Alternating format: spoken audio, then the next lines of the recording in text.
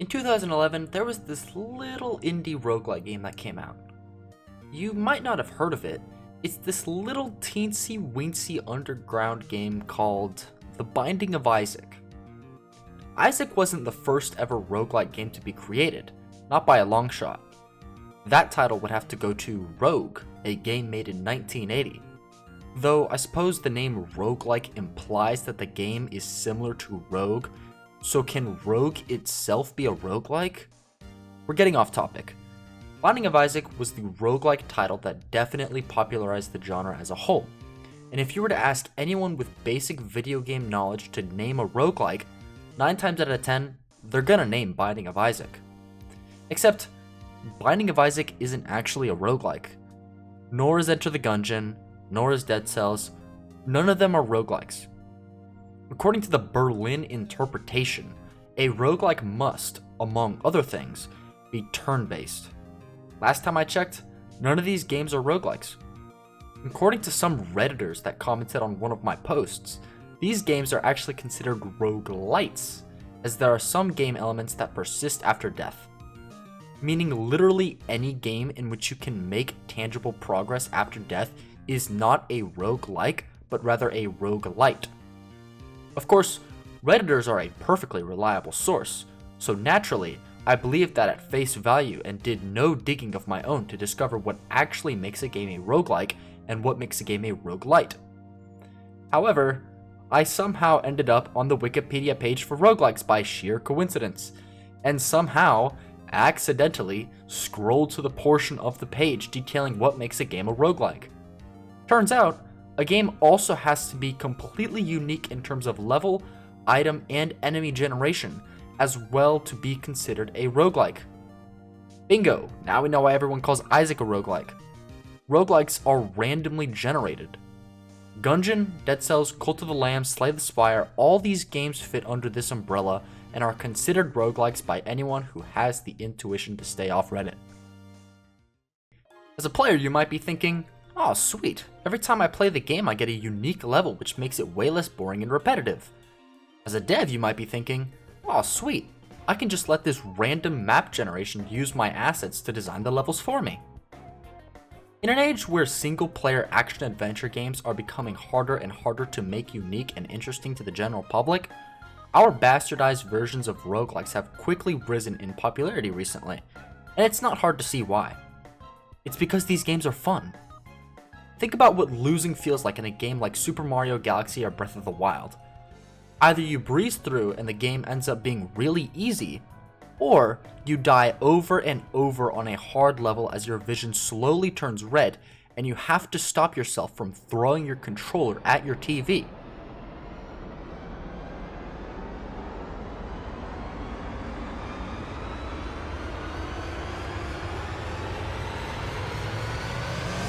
Now, I can already hear you typing something along the lines of, wow Demon, you really have no grasp on the gaming industry as a whole. Everybody loves Mario Galaxy and Breath of the Wild. To which I have multiple things to say. Firstly, I have not a singular clue how the gaming industry works. All my friends will easily confirm that I spend more time on idle games than I do sleeping. Secondly, you're right, everyone does love Mario Galaxy and Breath of the Wild. I love Mario Galaxy and Breath of the Wild. Rest assured, I'm not trying to say that these games are inferior to roguelikes at all. What I'm trying to say is, with these games, the developers want you to win. Now with a roguelike, you will die. That's the point. But when you die, you come back just a bit smarter and with a little more of the game unlocked. You start learning enemy attack patterns and start figuring out which items and weapons you want to pick up and which ones you want to ignore. You don't just get better at the game, you start to learn the game. The random generation of the roguelikes prevents it all from being repetitive and stale after a while. Even though you're learning how the game works as a whole, you're never playing the game the same way twice. To summarize, while the objective of an action-adventure AAA game is to give you an experience you will easily succeed in, the objective of an indie underground roguelike game is to give you an experience you will continuously fail at.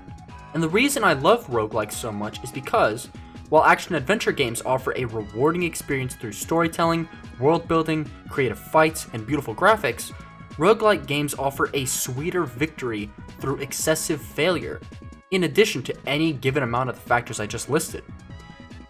Don't get me wrong though, some action-adventure games also do this as well.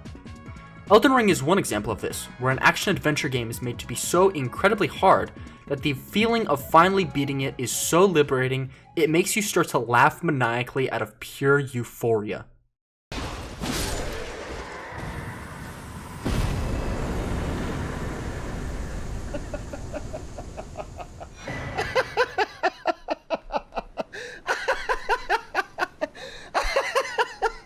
I'm gonna fucking cry. There's a reason that AAA developers are still making action-adventure games and not roguelikes, and it's because they have the resources to individually craft 50 unique levels for you to play. But for an indie developer, making 50 unique levels is impossible. Enter the Gungeon was famously made by a bunch of developers who left Mythic Entertainment to make their own game in a cramped apartment.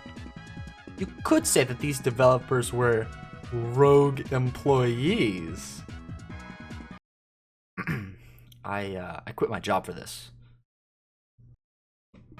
Indie developers can't afford to make a vast world with handcrafted levels and a single experience that stands above all other games.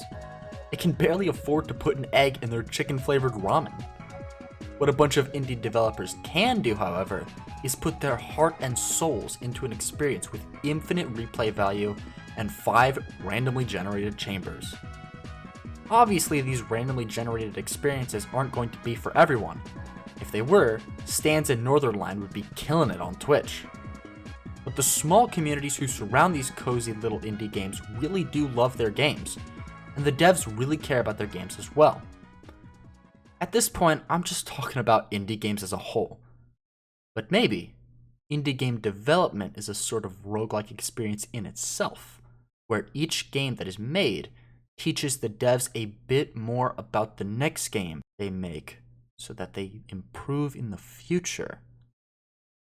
Maybe life is a roguelike and will be infinitely reborn until we reach nirvana.